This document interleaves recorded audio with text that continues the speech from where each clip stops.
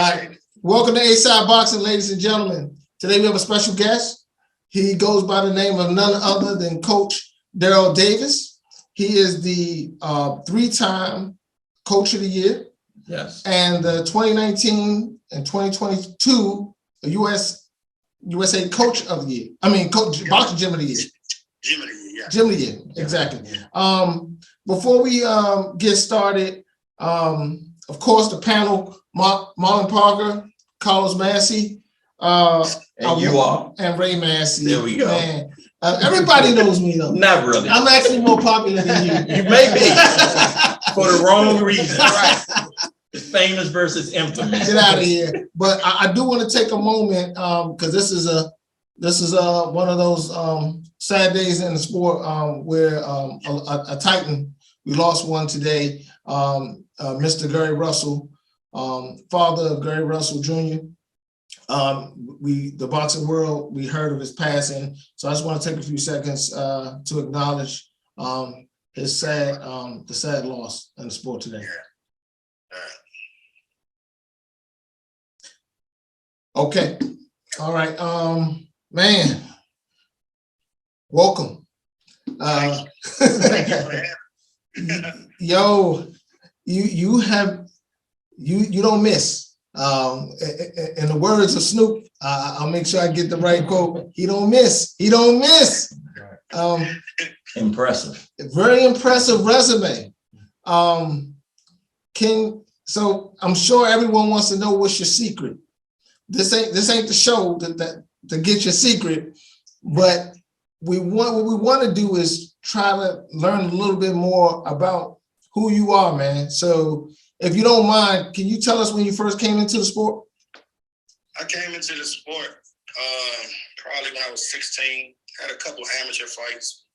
Played football, better football player than boxer. So when I came back from college, you know, I was so used to having a schedule.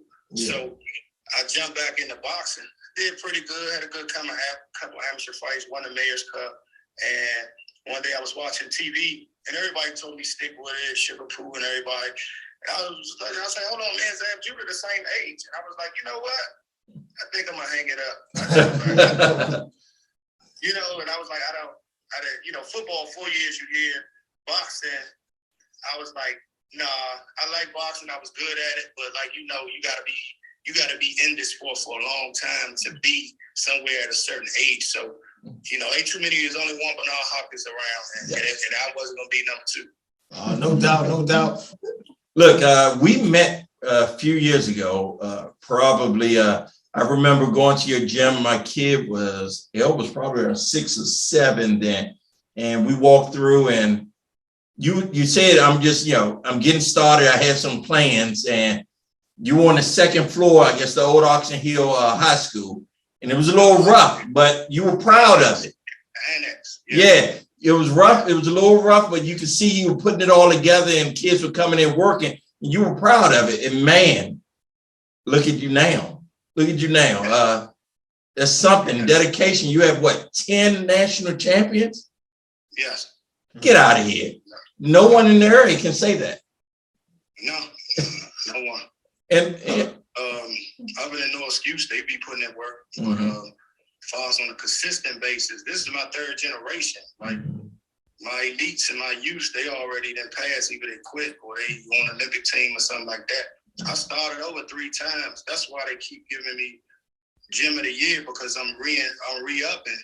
Okay. Every time. Like I'm not just with one crew. I got a whole different flock that I'm bringing in to these nationals and to these fights. That's why they always see me like, dang, you got you another one? Where you get him from? You know? and yeah, that just speaks to your prowess as a coach, because there's an old quote, this old saying, you don't bet on the horse, you bet on the jockey. And if you keep developing more and more talent, it's you. Obviously, it's you. You see, Belichick hasn't won a ring without Brady. Right. It's a system. It's a system, and it's my coaching staff. It's not just me. It's the fighters that believe in the process. Is when I put you in a certain situation, it's for you to grow. It's not for you to lose or win. you know, you're gonna gain something from it to keep you boxing, not just cherry picking or trying to protect you and something that's not gonna help you. Like what y'all call is real boxing out here. And when you come to my gym, it's real boxing. You're going to get tested. I'm not putting you in every fight to win. Okay. A lot of parents can't understand that concept, man. That's a killer concept.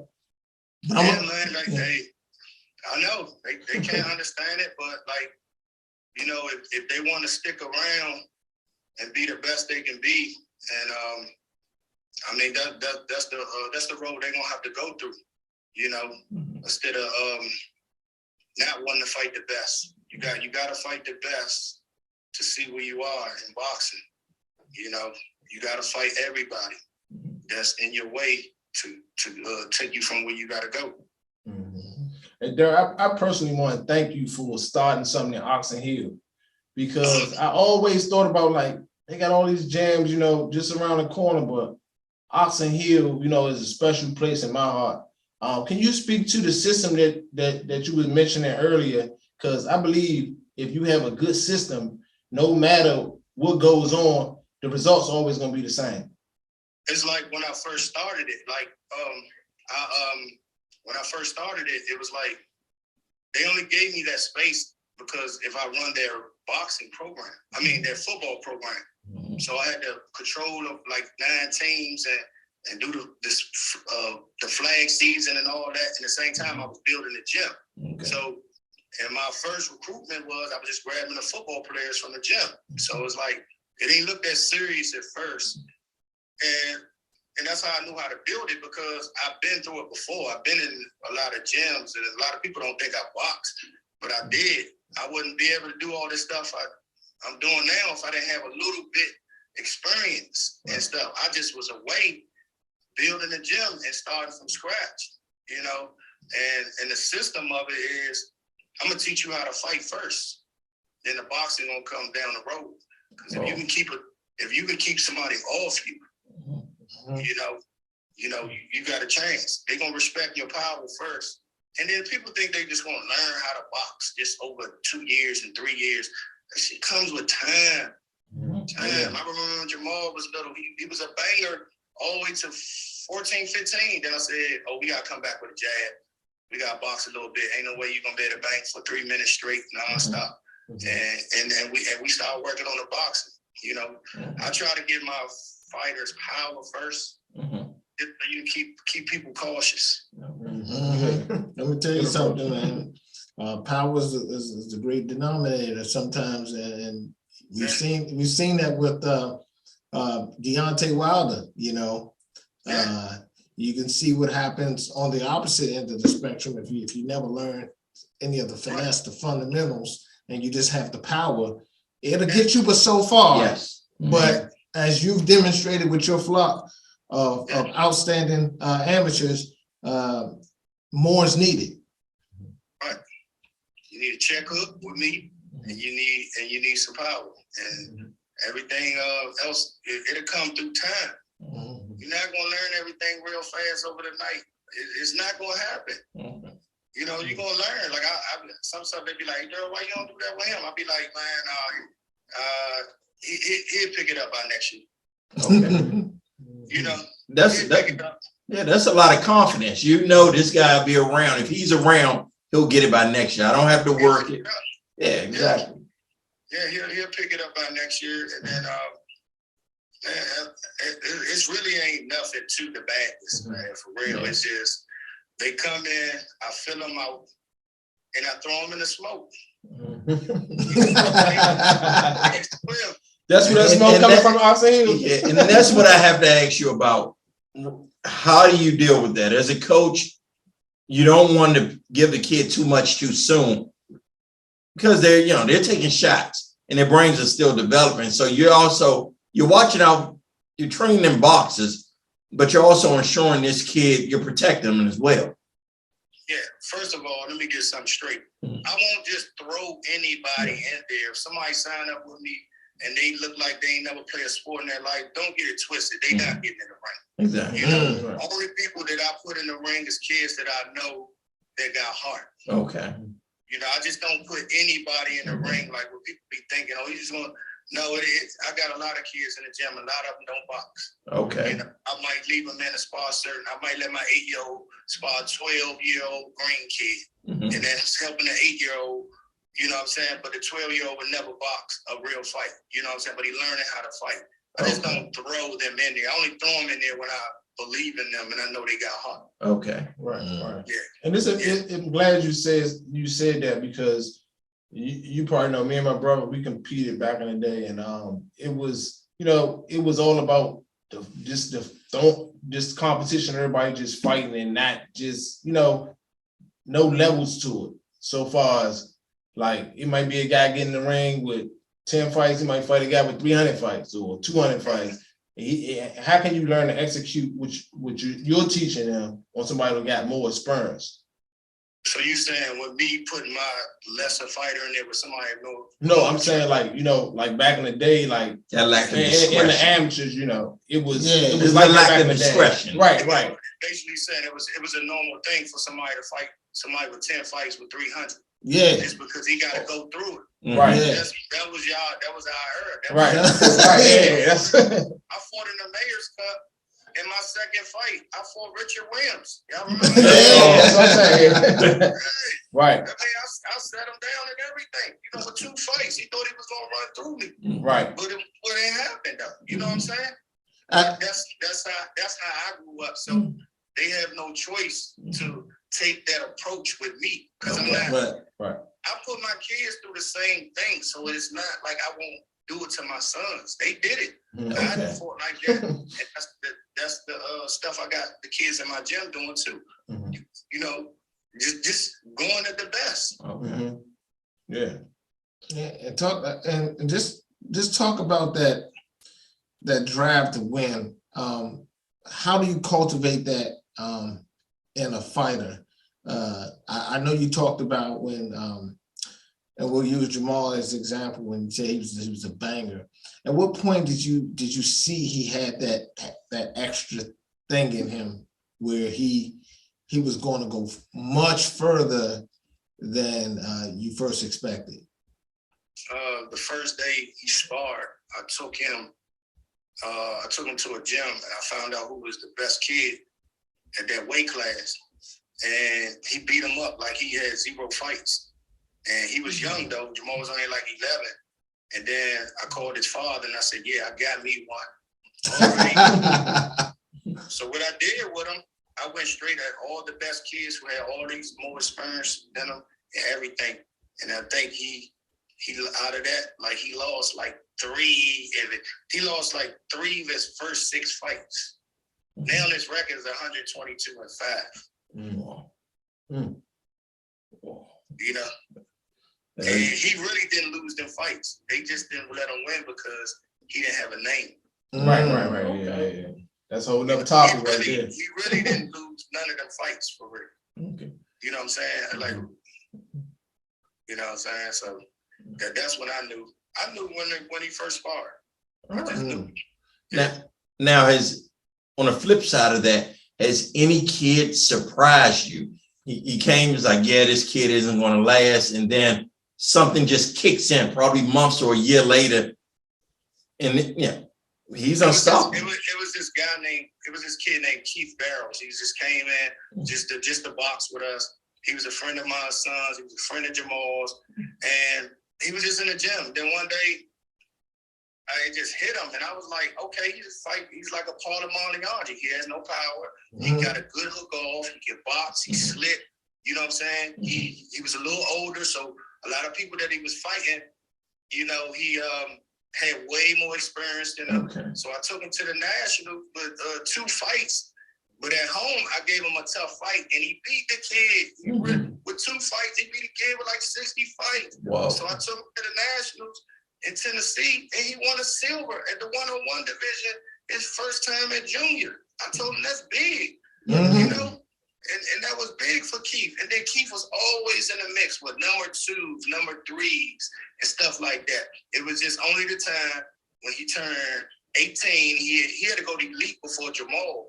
Okay. And I couldn't really protect Keith no more. I wasn't cherry picking his fights. I kept him at a lower weight class just so he could keep boxing on a high level. But he was getting a little older, and when he turned elite, I couldn't protect him from the guys who had 300 fights, 200 fights, and keep him on his toes the whole 3 rounds, that type of pressure. So I just told him to go to college. Okay. That's what's up, man. So what type of ways do you develop to help build their confidence? I know you spoke about the training aspect, but we all know that boxing is both mental and physical. So what are some of the things that you do to build these young kids up? The gym itself is like the atmosphere of it. You gotta come in there and see everybody train and talk to each other. It's more of a family atmosphere. It's not like the gyms we was accustomed to back in the day. Like, what the F you looking at? Who was that bum? Like, okay. Your gym, you got to battle in your gym to get respect in your gym before you get the respect outside of for the boxing world. In my gym, it's not like that. You get tested a little bit, but you get built. You get built in life more so than it is not just about boxing. Like, I will tell you if you can do this, and I will tell you if you can't. I'm honest, like And then, as far as that confidence, see, I get all the weak stuff out the way early when I was trying to tell you how I fight them early, like how you green, right? So I'm gonna put you under the lights real fast, right? So you start, all right, you the one in the gray sweater. So you start at the same time. You from another gym. You from my gym in the blue. So the gym, the one in the gray, he's gonna train for a whole year and then work on jabs and this and that. So y'all start at the same time. So your first month, I'm throwing you in the ring, a real fight. So I know your mechanics ain't there. I know everything ain't there. But when I got out the way, I got out your nervousness right off the bat. Man. And then once you start fighting, you learn how to you can take a punch and your mechanics just coming together each and every fight. Then I got you used to, I got the nervousness out the way, and I got you under the lights, and I got you used to a crowd, and I got you listening to boo and all that. So by the time your 7th fight come, right, that kid a year done passed, you probably like 3 and 4 or something. Now he's turned around. Now he got to fight you. All them skills he just learned, all that one-on-one attention don't mean nothing. Because guess what? He's fighting you now. You already got all the jitters out the way. Now, guess what? How many people y'all seen freeze up their first fight that been boxing for 2 years? And guess what? I seen it. I seen it in real life, man. I understand the psychology of that, man. You know what's funny is I can remember back on our time, when we were fighting. I remember it took me about 3 months to get in the ring. I was chomping at the bit, man. I wanted to get in the ring so bad, man. When I tell you, if I could do it, I would have. But when I finally got in the ring, because I didn't get in the ring, like to get those jitters away, they all hit me at once. As soon as I got in the ring, something I wanted so bad, I was literally fighting against them once I'm on a stage. It's almost like being at a spelling bee. You was fighting against a fighter, and you was fighting against yourself. Myself, yeah, exactly. And I felt like I had progressed technically, but emotionally, mentally, I didn't know how to deal with the nerves. And it's interesting that you say that, because you have to balance both the fighter's mental and physical state, and I applaud you, man, because I never really put that together. But as you speak, I can relate. I can relate from personal experience. It's like any sign of weakness. Like this kid, he had to fight my kid, right? And I could just tell he was a little nervous. And I'm psyching my kid up in the corner, like, yeah, you got this, you got this, As soon as I seen the boy take one step back, right, and already seen that he didn't want to be in the ring, and I screamed out, "Stop him!" Right? And my kid bum rushed him psychologically, mentally. Don't give him time to think. Stopped him. And guess what? He didn't stop an average person. He stopped a good fighter. Because it's like when they just as nervous as you. Exactly. soon you see them in one form of weakness and they hear the crowd, then their confidence gone down. A lot of this is mental, man. It's literally mental. I'm telling you, in the beginning stages, of course, when you get older, it's nothing to fight and all that stuff no more. And you know, that's why I take my kids to the nationals with 0 fights. Now I ain't got to worry about fighting at home. I already got them used to the nationals. A local kid don't stand a chance. Right. Well, what's not lost on me is you gave up some of your secret sauce on here today. So it wasn't a full confession, but it was enough to indict you. Everyone, so when we release this, the views will go up because everyone will say, okay, that's what he's doing. Yeah, and like I say, the proof's in the pudding. I got 15 in my stable. I got 14 ranked fighters in the gym, 1 world champion, and you know, I'm blessed, man. I'm thankful. Yeah, man. Any pursuing pro yet? Or? Yeah, I mean, whenever Jamal, after we finish Olympics and he want to go that route, he's gonna be my first. I had a couple offers with people who want me to train them and stuff like that, but it's my spirit and my passion is not the timing with them, and I don't know them like that. They don't know me, and that's just not my chemistry. I didn't grow up with you. Like, I'm not trying to be an Emmanuel Stewart. I'm trying to build with the fighters that I build. Okay. See it from soup to nuts. Yeah, I gotta build mine. That's why I got them in here right now, 4 or 5 years old. On Tuesdays and Thursdays, my 4 and 5-year-old crew in there. Okay. Yeah. So you cross training like football and boxing? Because I know some. Nah, he has to. They can't deal with football anymore. He's too big for that now. Well, not football. I'm just the training aspect of it. The training aspect. Kids, man. So I coach flag football. My son, he's 4 years old, so I coach his flag football team. And plus, I need a recruiting base too. Gave away another secret. Okay. Hey, let me know if you got a position you need to fill, man. I ain't won one yet. Water boy.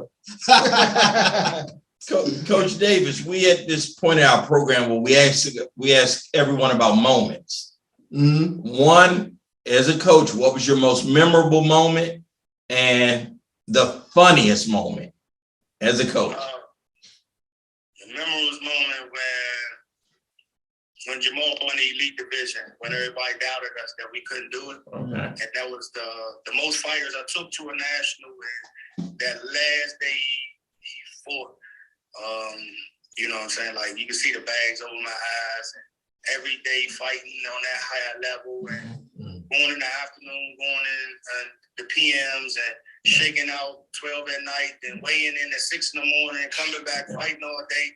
Like, I really worked hard that 2020 Shreveport, and when he won it, like, then we trained hard for it. Shakur Stevens and Gary Russell was the sparring with them and just preparing them for that. But when he won it, that was like one of my moments. Like, you know, I don't want to hear shit no more. That was a well time. That worked for us. Yeah. I've been a football coach for like 4 years, man. Like, you know, so it's like, but I don't see too many people out here winning elite divisions and world championships. I can't get a world champion not knowing nothing in boxing. It just don't happen. No. You know what I'm saying? You're not going to luck into that. Yeah. All right. What was the funniest moment? Give it to me.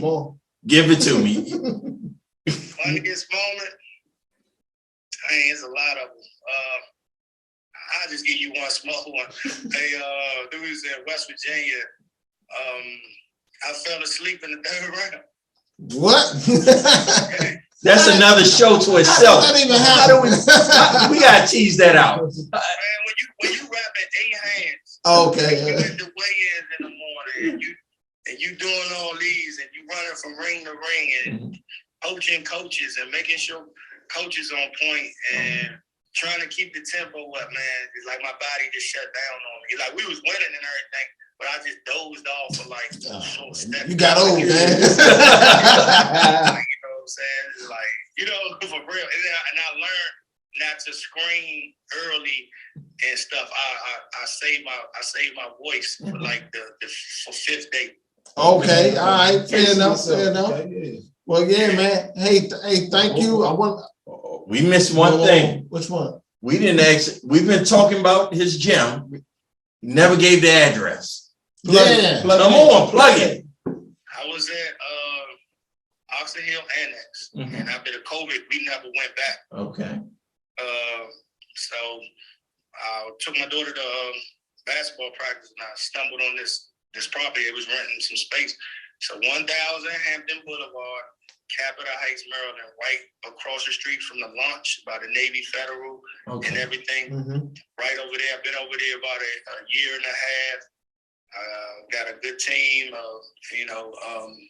a good group of kids, family oriented, great role models. It's more than boxing. I encourage the kids to play other sports until they 15 and 16. Don't bank on just boxing, and just being a good role model to our young soldiers out here and females. Oh man, thank you. We appreciate your time, Coach Davis. On behalf of A-Side Boxing Podcast, man, we want to thank you for your time. And we also like to ask the fans, don't forget to like, share, and subscribe. Also, hey, Coach Davis, you mind giving the A-Side Boxing Podcast a plug? A-Side Boxing, I'll do y'all one better. I'll come bring y'all a banner over there. My man. I bring y'all 3 Oxon Hill boxing shirts, and I appreciate y'all showing Jamal love. Great kid. And my gym, nice meeting y'all. And I like to invite y'all out to the gym, meet the kids, and yes, sir. And I'd like y'all to do a box by box. So we doing a show June 11th at Kenilworth. Okay. Everything. Y'all can come out there. I got Ohio coming, New York. Philly, everybody. If y'all free that day, I would love y'all to do play-by-play on the mic. Yes, sir. By round. All right, I'm buying my shirt too. Exactly. Yeah. You'll see at least 2 of us. I don't know. One of these jokers might fake out, but at least 2 of us. You might get the whole podcast. That's why we put them off to the side. No, and we love to. Yeah. We appreciate your time. Seriously. Okay. Man, like when I see y'all, I got something for y'all. My man. Appreciate it, yo. Thank you. My man. Thank you. All right. Take care.